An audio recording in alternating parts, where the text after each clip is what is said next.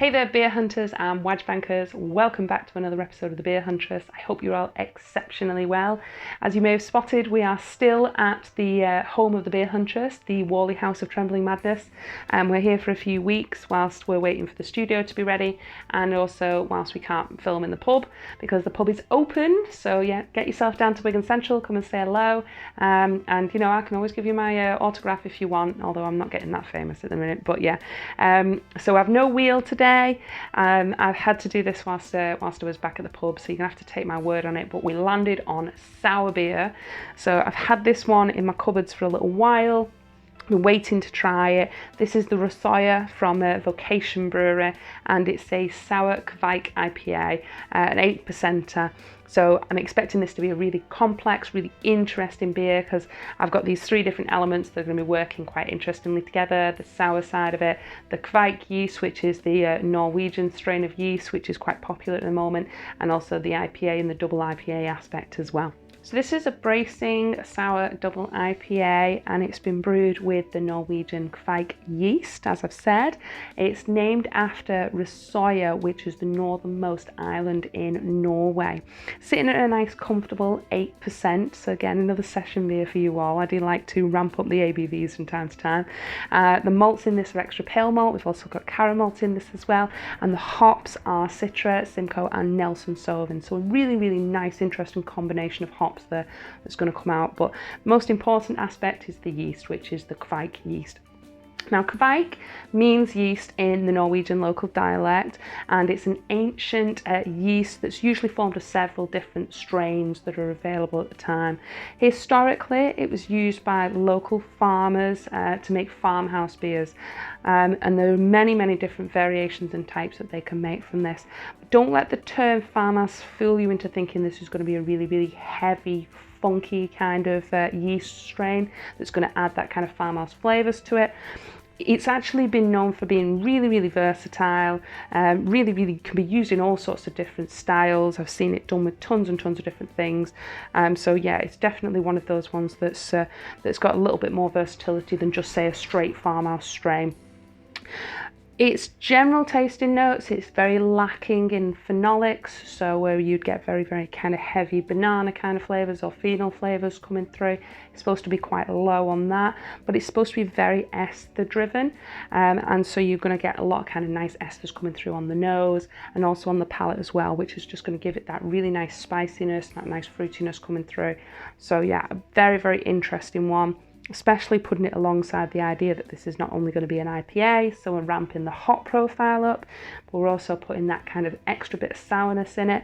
And I'm hoping that, I think that it's kettle soured, I'm not 100%, but I'll know that as soon as I crack it open as to exactly how it's been soured, or whether or not they're relying upon the Kveik yeast itself to technically sour the beer. So I'll know that once I crack it open. But yeah, let's get this bad boy opened up and take a look at it.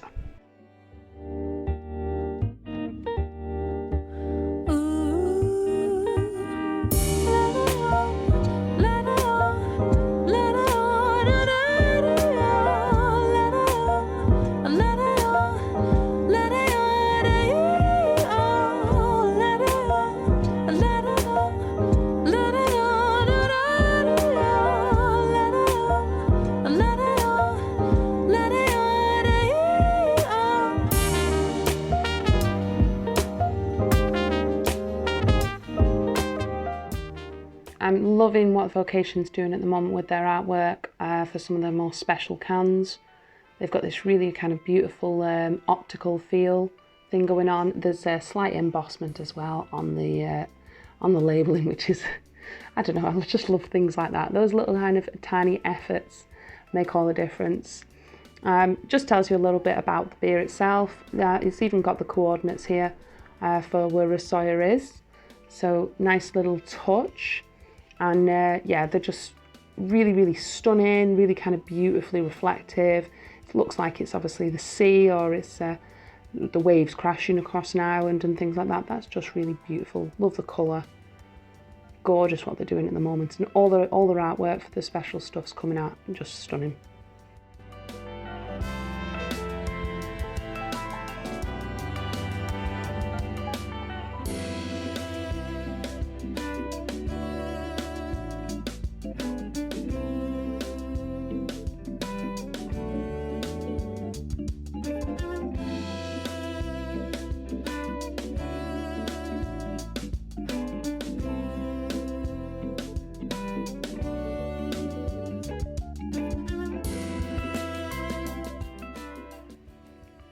Well, that poured a lot flatter than I expected it to. Really quite, yeah, quite dead looking beer. Very, very interesting colour. Heading towards that kind of orange juicy look at the moment, that kind of, like heavy DIPA kind of thing going on. Yeah, really, really dank, really, really kind of like struggling to see anything through that at all. Just really interesting that it poured absolutely flat. Obviously, with sour beers, I kind of get used to this. I get a lot of sour beers that just don't seem to have any kind of head retention at all. And so obviously that's going to really make a difference when it comes to the flavour as well, because that sour is going to be quite important there as well. But yeah, it looks almost a bit like dirty dishwater, but I'm going to pursue it a little bit further and go in for the smell, and let's see what it smells like. Oh wow. Well, they said it wasn't going to be funky, but it smells funky. There's a really interesting kind of farmhousey thing going on there, actually. Yeah, really mousy, really hay. There's just a lot of fruit as well. I can smell things like mangoes coming through in there. I can smell a bit of kind of like pineapple-y kind of thing. Really, really tropical fruitiness. And just mixed in with that really, really strong kind of farmhousey thing and that farmhousey funk that's going on. It's going for the kill.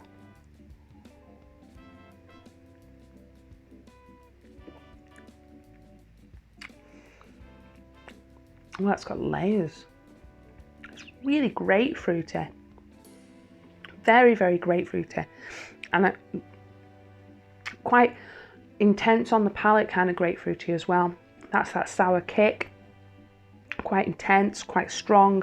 It does taste like that fruit's coming through from that kind of grapefruit-esque kind of flavour.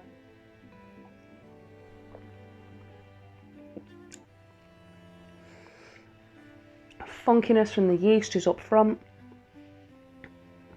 Considering all the research that I did into Kveik yeast and all the fact that it kind of made this really important point that it wasn't very farmhousey, I'm getting loads and loads of farmhouse flavours from this, so that's quite interesting. I don't tend to get really heavy farmhouse flavours from Kveik beforehand, but I think mixed in with this kind of sour funk as well, I think that's actually bringing out a completely different level to Kveik that I've never really had before.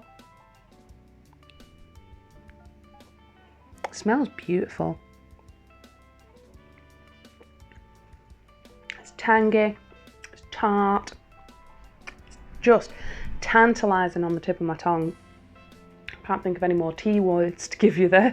That was quite a lot of alliteration. But yeah, really, really tangy, really tart. That fruit, that grapefruit's biting at my tongue really strongly. And that funkiness and that yeast just washing across the top of my palate. It's actually leaving it with very little on the back end. I don't get a lot of length. It's all up front and it's all in the main body of the beer. So vocation, the actual term vocation, is a strong feeling of suitability for a particular career or occupation. And the history behind this brewery has got quite a nice, kind of a tie-in to this idea of vocation.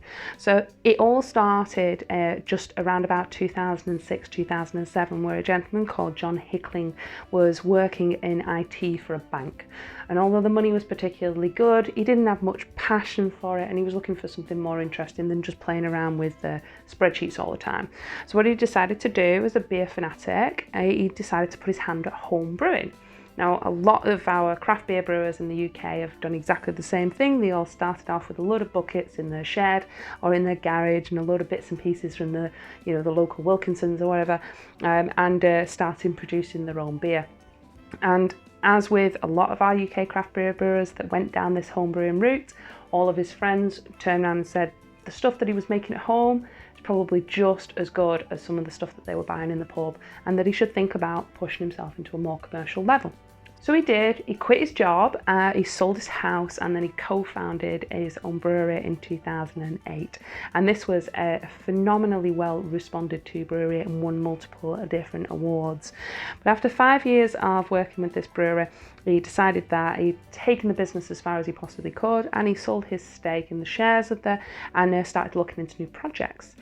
The problem is that he'd found himself desperately missing brewing, and he desperately wanted to get back into it. And as he felt, it wasn't just a job for him, it was his vocation. So he started from scratch, accumulated all of his knowledge that he'd had from the previous 5 years, and put it into a brand new brewery and called it Vocation Brewery. And in 2015, Vocation Brewery was born, and it was just him on his own, with a kind of rebuilt chicken shed, as he put it, and a dog for company. Today, they're 60 staff strong, and they sell the equivalent of 10 million cans per year. They've come a long way, but it's still their vocation. Now, there's a bit of controversy around Vocation Brewery, which is very much, it is a difficult conversation to have, especially over a YouTube channel, but it's all about how Vocation effectively sold out, in inverted commas, to Tesco, and sold their beers into the supermarkets. Now, this is a huge conversation that's being had all across craft beer forums at the moment, as we're starting to see a lot more craft breweries going down this route. However, it's not necessarily something I completely disagree with. I think that they saw a possibility in the market to get their beers into a more commercial level, and to a more mainstream level, and actually introduce craft to people that had never had it before.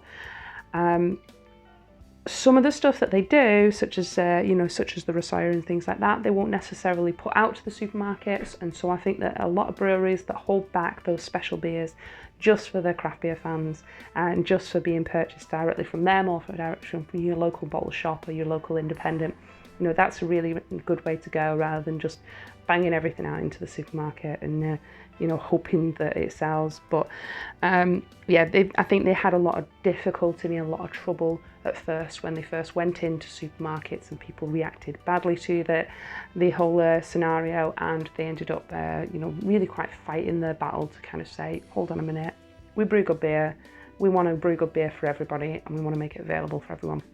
But that's a conversation we can all have in the comments. I'll leave my personal opinion out of it for another day. But yeah, I think they struggled a little bit to get their reputation back up. Once they went into supermarkets, people felt that the quality had dropped, and some of the stuff that they're bringing out now, some of the special stuff, some of the really quite interesting beers that they've come out with, and some moving away from just the core range, have definitely demonstrated that they still care about brewing, they still care about the beers, and they still care about the craft beer industry as well. Anyway, back to the beer. So the hops in this, we've got Citra going on in here, we've got Simcoe going on here, and we've got Nelson Sauvin going on here. Now, we've touched on Citra before, obviously really, really heavy citrus, heavy fruit. I'm getting all that grapefruit coming out in this. That's obviously a massive contributor to this. Really, really big one. Simcoe, it's quite a relatively new hop-ish kind of thing. It's another one of the registered hop. It appeared about 2000. It's a very, very good foundational bitter and hop, but it's got dual hop purpose as well, so it's got decent level of aroma, but all the aromas that you get are quite fruity, quite herbal. You get some pine kind of things going on there as well. So not screaming too much Simcoe in this in a minute. What I am getting is that Nelson Sauvin that's coming through. That white wine, Sauvignon Blanc grape inspired hop, absolutely beautiful. It's definitely winey. It's definitely got that dryness to the palate. It's definitely got that kind of inspiration from a good cold glass of Sauvignon. So yeah, really, really interesting to have those three hops working alongside each other.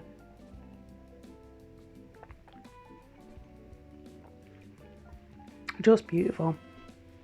And that grapefruit's just so kick you in the face. It's not subtling down, it's not smoothing out as I'm drinking more. Every single time, every sip, mouth-wateringly, have some more grapefruit, bang in your face. Really quite intense, really quite powerful. And that funkiness of that yeast as well. Just beautiful. Oh, I'm loving that we can get sour beers now that are ramped up to like 8%.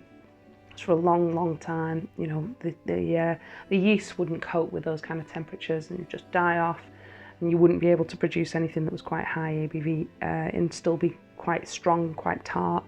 But yeah, I'm loving the fact that we're playing around with yeast now. The craft brewers are coming out with some phenomenal beers that have whacked up the ABV and whacked up the sourness at the same time. It still looks bloody awful. looks terrible. Tastes awesome. But it is. If you were to serve that to me at a Premier Inn, turning around and saying that that's grapefruit juice in the morning, I would definitely believe you. It's so punchy with that grapefruit. Really, really powerful. Well guys, if you've had this, then let me know in the comments what you thought of it. As always, I hope you've enjoyed watching this video as much as I've enjoyed drinking this beer. We will be here for another couple of weeks yet, so I hope you're enjoying joining me in my little home. And in the meantime, keep wage banking, keep untapping, and I shall see you next time for another episode of the Beer Huntress. Cheers! If you enjoyed this video guys, then please like, subscribe and share it with your friends. Hit that notifications button to get alerts when our new video is out. We're also on Facebook, Twitter and on Instagram, so check out the links in the description and follow us on there as well. If there's anything you'd like to see us review, please pop it in the comments and we'll pop it in the pump for later. Keep wage banking and I shall see you all next time for another episode of The Beer Huntress.